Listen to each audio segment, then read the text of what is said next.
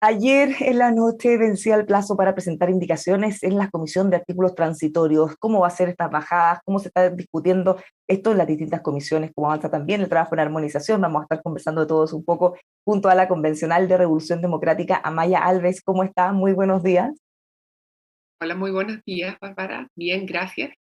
Bueno, sabemos que han tenido jornadas tan intensas hasta última hora anoche, afinando los detalles de lo propuesto. Hablemos de varias de las cosas que justamente se aprobaron y salieron ahí en forma preliminar para después presentar al Pleno. Por ejemplo, hablemos de preámbulo. Se estaba discutiendo, dado que no es una norma, a diferencia de las demás que forman parte de la Constitución, quizás se podía votar por una mayoría simple, quizás hubiera sido bueno votarlo con 2/3. Finalmente se impusieron los 2/3. ¿Qué le parece eso? Sí, la mesa directiva lo que hizo ayer fue darnos a conocer una propuesta que se vote por 2/3, que de alguna forma da coherencia, ¿no es cierto?, a todo el texto y el preámbulo, que aun cuando no es norma jurídica, sin duda alguna tiene una cierta lógica por el apoyo que requiere que tenga este quórum de 2/3, y lo que ha dicho la mesa es que lo va a someter al próximo pleno a votación. Por tanto, es una propuesta de la mesa que debe ratificar el pleno. Ahora, eso es importante porque si bien el preámbulo, más allá de la importancia que pueda tener o no la interpretación o como cada uno lo pueda ver, hay propuestas que generan hasta controversia. Entonces, ojalá mientras más transversal pueda ser ese apoyo, dirán, o me imagino que fue lo que pensaron en la mesa directiva, va a ser mejor, ¿no? Entiendo que sí. Yo tuve acceso ayer a un texto, era un texto relativamente breve, de 4 párrafos, y me da la impresión que la comisión había abordado todos esos elementos que podían ser un poco más polémicos en términos, por ejemplo, de la fecha, o el estilo, que no hiciera alusión a normas, o sea, que no adelantara el debate que se da en la norma constitucional, sino que más bien fuera realmente un preámbulo, en un sentido de invitar a la lectura o de justificar la razón de la dictación de esta constitución. Me pareció que era un buen texto y que vamos a tener que votar una vez que se defina con qué quórum.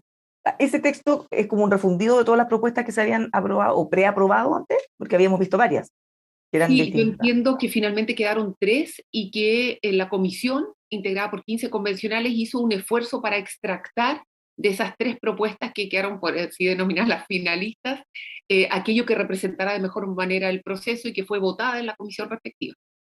Vámonos a armonización, y brevemente porque en transitoria es donde tenemos las mayores novedades, pero en el caso de armonización están todos los ojos mirando las discusiones que ustedes tengan respecto a cuáles son los próximos pasos, qué va a pasar con estos vacíos o incongruencias que puedan encontrar. Bueno, primero hablemos brevemente de lo que ya han hecho y lo que tienen el plazo más corto en los capítulos. Ya tienen, no, les falta el orden, pero les falta ordenar también todos los artículos dentro de cada uno de esos 12 capítulos. Y contarles a quienes nos escuchan, yo creo que es importante esto, ya tenemos la estructura, por así decirlo, la columna vertebral, los 12 capítulos están resueltos y votados la semana pasada. Decir sí que estas son las propuestas de la Comisión de Armonización que tienen que ser votadas en el Pleno. Esto va a ser una indicación. Por tanto, estamos avanzando en ordenar, en estructurar, en pulir, pero la definición de todo esto lo va a dar el Pleno en los 5 últimos sesiones, donde va a resolver todas las indicaciones de armonización. Nosotros también tenemos que armonizar las normas transitorias. Entonces, la verdad es que es un gran encargo. Y lo que estamos haciendo justamente ahora, Bárbara, es adscribir a cada uno de estos capítulos los artículos que le van a dar coherencia a la norma. Y en el caso de los vacíos, porque son definiciones que ustedes todavía no tienen, pero en el caso de los vacíos, en el caso de incongruencias que hay objetivamente, ¿qué es lo que están discutiendo? ¿Cuáles podrían ser los mecanismos para arreglar eso? Sí, bueno, ayer y hoy día estamos escuchando a expertos, ha sido interesante, porque evidentemente la mirada desde fuera es una mirada fresca respecto a este tema. Yo tengo muy claro que cuando redactamos el reglamento y creamos la comisión de armonización, el crear una comisión integrada por 40 personas que va a trabajar un mes, que en el fondo es un aproximadamente, ¿no es cierto?, un 10%, es el 10% del tiempo total, no puede ser solo para revisar las normas de ortografía y redacción. O sea, en el derecho comparado hay comisiones de armonización que han durado 4 días, sobre todo si el insumo es completamente externo, si es un insumo solo técnico. Por tanto, que seamos 40, que tengamos una representatividad transversal de todos los colectivos y que ocupemos 10% del tiempo total de la Convención Constitucional, habla de que tenemos que ir también al detalle sustantivo de las normas. Yo creo que tenemos un mandato reglamentario de entregar la mejor constitución posible. Y eso significa revisar la forma, pero creo también revisar la sistematicidad en términos sustantivos. O sea, si hay una norma que haciendo alusión a otra queda de manera incoherente, es incongruente, creo que tenemos el mandato de crear una indicación que vamos a votar nosotros por 2/3, pero que en definitiva va a resolver el Pleno por el mismo quórum. Bueno, eso nos comentaba la co-coordinadora ayer, que para muchos es una buena noticia. Ponerse el quórum de los 2/3 en la comisión les facilita bastante el trabajo cuando ya lleguen al pleno, que además tienen solo una oportunidad, va a estar bastante más consensuado y evitar cosas que ocurrieron en otras comisiones en todo el proceso anterior. Sí, yo creo que es una buena idea. Siempre se pensó cuando se reformó, en esto se reformó el reglamento para que el quórum de votación de la Comisión de Armonización fuera 2/3, en una especie de fractal del Pleno. O sea, que lo que debatamos dentro de la Comisión de Armonización y los acuerdos a que lleguemos represente realmente lo que va a ocurrir luego en el Pleno, por lo que ya indica Bárbara que es solo una oportunidad. Es, digamos, un procedimiento muy lineal. ¿Qué tanta limitación tiene el reglamento? Porque dicen, no pueden agregar nada nuevo, no pueden cambiar nada tampoco, pero ¿qué pasa en el caso de las incongruencias? Porque, claro, hay normas que se repiten y eventualmente van a poder borrar alguna o hacer alguna modificación. Pero, por ejemplo, en el que todos estamos mirando los quórums para las reformas, reformas constitucionales o leyes que eventualmente modifican el principio constitucional, pues, se hace alusión a una norma que fue rechazada. Entonces, ahí claramente hay un problema. Sí, pero sabe, Bárbara, yo creo que nosotros tenemos el mandato de mirar a la norma constitucional por primera vez como un todo. Es un sistema normativo. La Constitución no es simplemente un apilado de normas individuales. Tiene que hacer sentido en su conjunto. Y el reglamento no señala que no podamos cambiar ni una palabra. De hecho, ese es el sentido de las indicaciones. Cuando uno presenta una indicación, uno perfectamente puede presentar una indicación, por ejemplo, sustitutiva parcial, en que hay una palabra que represente mejor o haya una palabra que le da sentido más adecuado a lo que quisimos decir. También perfectamente es posible que presentemos supresiva, o sea, que cuando la idea está repetida 3 veces, solo se diga una vez, o que se sumen incisos a un mismo artículo para dar claridad a la materia. Entonces yo creo que cuando se habla de técnica legislativa, cuando se habla de hacerse cargo de las incongruencias, tenemos facultades. Y de nuevo somos 40, somos representativos de toda la convención, votamos por 2/3. A mí me parece que si no asumimos la tarea de dar la mejor constitución posible a Chile a través de la Comisión de Armonización, estamos dejando de hacer parte de nuestro trabajo. Y esta es la primera vez en todo el proceso en el que, tal como usted dice, se va a mirar el todo, porque cada comisión veía un espacio muy acotado de sus materias y que no necesariamente tenían que conversar con las otras al mismo tiempo. Hablemos de transitoria y hablemos de quórum también a propósito de lo que estamos conversando. Se propone, porque todo esto tiene que pasar también por el Pleno, que esta constitución pueda ser reformada por el Congreso actual solo con 2/3. Y después, cuando empiece a regir el nuevo Congreso en 2026, en ese caso comience a regir los quórums que establece. ¿Cómo se justifica eso? ¿Cómo a usted le parece una buena idea? Sí, a mí me parece que es adecuado en el sentido que esta constitución de nuevo es un sistema normativo y por tanto para tener plena vigencia, un poco tiene que ver con la plena vigencia de la constitución, para ser un sistema normativo tiene que estar en buena medida instalados todas las organizaciones, los órganos que van a hacer efectiva su implementación. Me refiero a la Cámara de las Regiones, al Estado regional, a las asambleas regionales, y eso evidentemente va a tomar un tiempo. Entonces, esa gradualidad hace necesario que la Constitución no pueda ser desmantelada sin haber sido implementada. De alguna manera, tiene que ver un poco con la buena fe de la implementación. Eh, no podemos empezar a cambiar partes del sistema normativo constitucional si no hemos hecho el esfuerzo por implementarlo. Entonces, a mí me parece que es una especie de norma de sentido común y de aplicación de buena fe en la implementación de la Constitución y de los órganos que ella indica. Mirándolo desde el otro lado, desde las personas más mal pensadas quizás, podrán decir, bueno, ¿por qué ponen ese quórum que además tanto criticaron y trataron de bajar algunos convencionales en todas las instancias que se trataron de repetir? Ahora que el Congreso tiene una composición que es distinta, hay una derecha bastante más fuerte de lo que está en la convención y que eventualmente podría estar en el próximo Congreso. Eso también genera susceptibilidad respecto a, bueno, ¿es porque les conviene o no? Se había planteado también la posibilidad de aprobar para reformar y en el fondo todas las cosas que hubieran quedado más o menos mal o que no se alcanzaron a discutir porque los tiempos han sido extremadamente cortos, bueno, una vez que se están haciendo las bajadas se podían arreglar. Con esto ya queda disipada esa posibilidad también. No, en realidad, Bárbara, no, porque no se está diciendo que no se pueda reformar, se está diciendo que para reformar requiere un apoyo, un acuerdo transversal. Y la verdad, dentro de la convención, el único momento en que hubo un debate fuerte respecto al quórum fue al inicio, en reglamento, pero luego fue el quórum que todo el mundo conocía, respetaba y que creo que fue bueno para buscar acuerdos muy amplios, transversales. Evidentemente es un quórum muy difícil de lograr, pero hoy día nadie podría alegar la legitimidad de las normas aprobadas por quórum tan altos como el de 2/3. Y entonces me parece que de alguna forma obliga también al Congreso Nacional a adoptar acuerdos transversales y de reformar la Constitución que realmente manifieste, ¿no es cierto?, la voluntad de muchos conglomerados, de muchas colectividades. A mí me parece que es adecuado.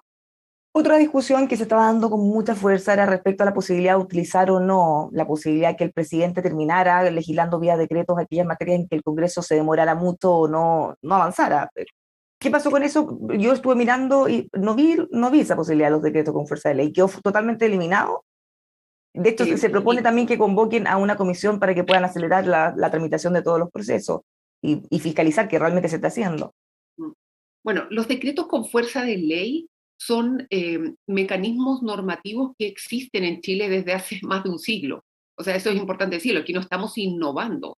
Y como la palabra lo dice, son facultades del presidente de la República, pero tienen fuerza de ley porque van asociados a una ley delegatoria. Esto es importante señalarlo también. Son ocasiones en que el propio Congreso Nacional le delega al presidente de la República la dictación de normas por razones de hacerlo más expedito, porque tiene más expertise, etcétera. Hay distintas razones.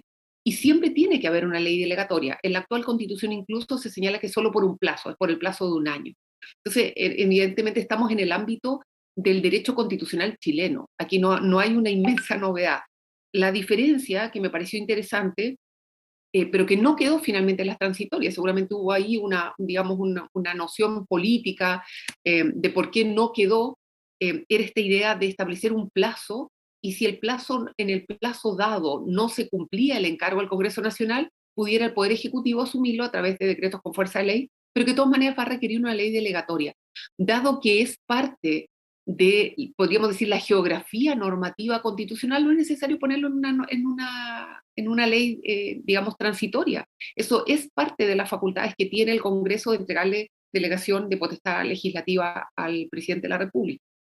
Por eso el debate que se había generado era, tal como es usted, que en el fondo se le entregara esta facultad básicamente desde la convención y no desde el Congreso, y que algunos convencionales habían tratado de extender a materias que no eran necesariamente tan administrativas, hablaban hasta de pensiones.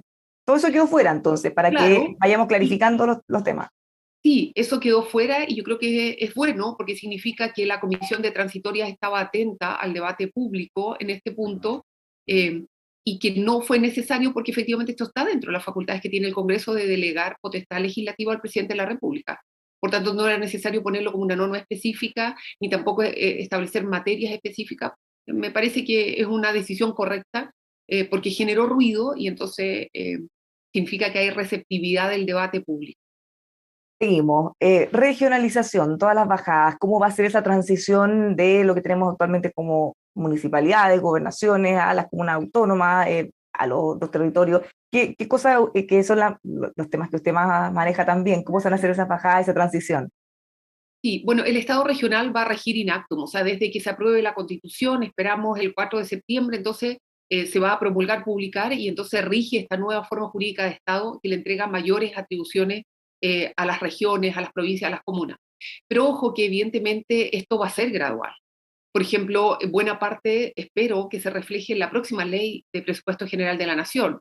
Pero claro, esto va a ocurrir en septiembre y la ley general de presupuesto de la Nación se presenta a fines de septiembre. Por tanto, seguramente va a haber materias que recién van a quedar para el ejercicio presupuestario siguiente.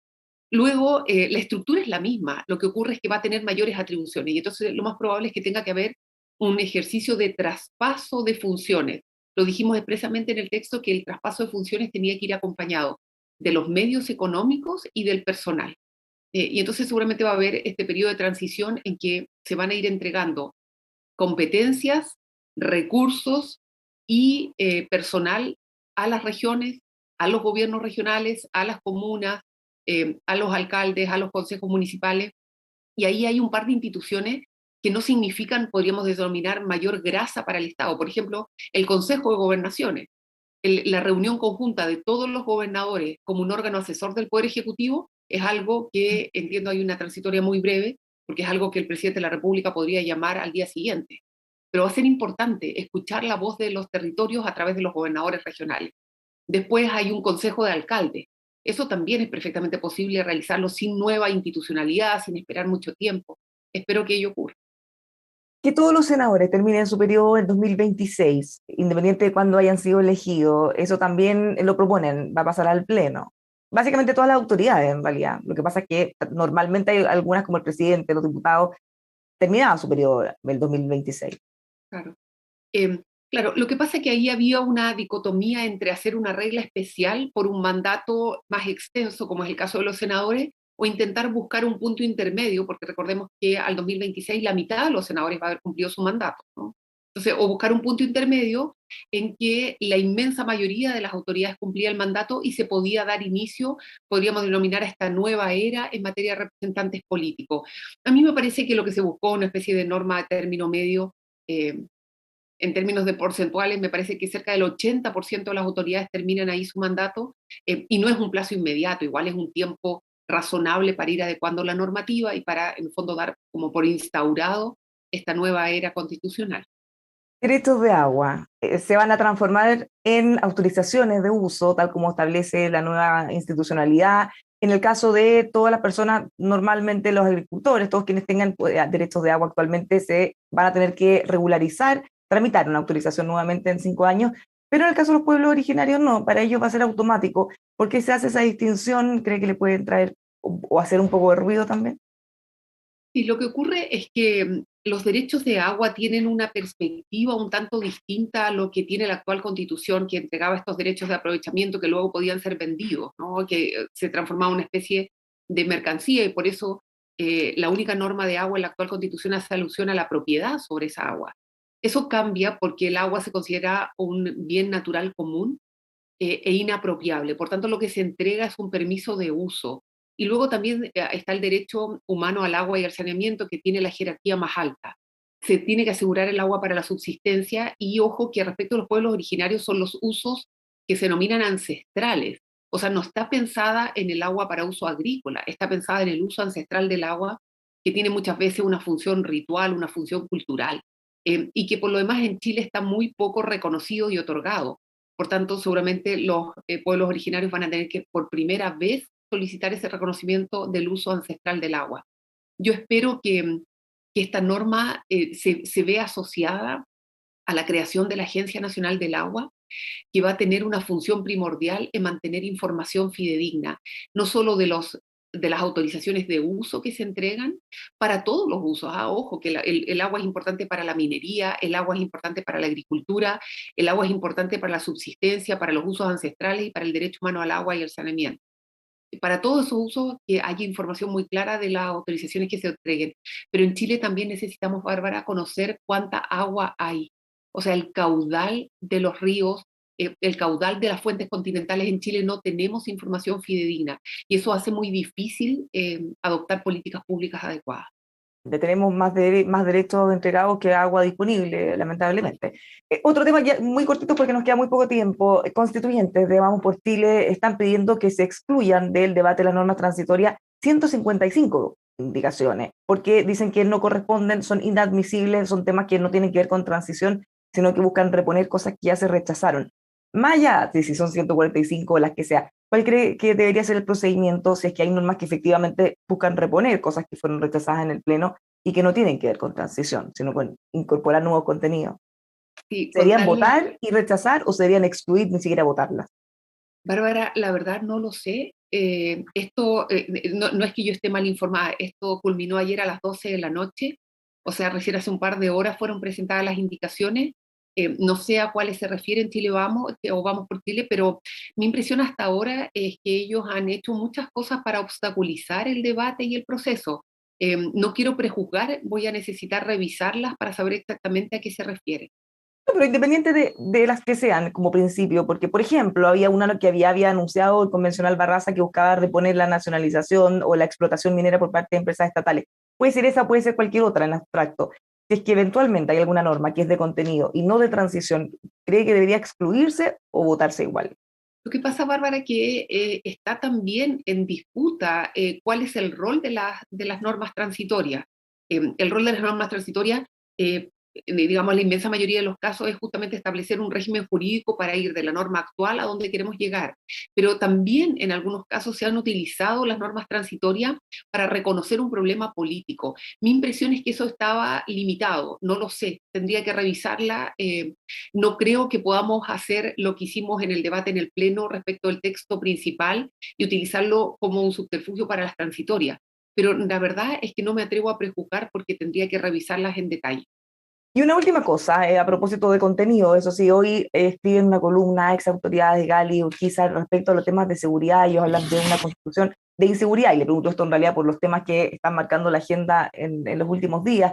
Ellos critican la ausencia de garantías del Estado para poder combatir el crimen organizado, debilita el Estado del combate al narcotráfico, pone énfasis más en los derechos de los presos que de las víctimas, esto es lo que dicen ellos. Debilitan el actuar de las Fuerzas Armadas, lo restringen, y que bueno, se elimina el estado de emergencia que se está usando ahora en la Araucanía. ¿Qué le parece esta crítica en términos generales? ¿Cómo se abordan los temas de seguridad en la Constitución? ¿Dan garantía o debilita? No, para nada. Me parece que esta constitución aborda con seriedad y jurídicamente los aspectos de seguridad de las personas. Me parece que esa crítica va desde lo que se denomina el populismo penal.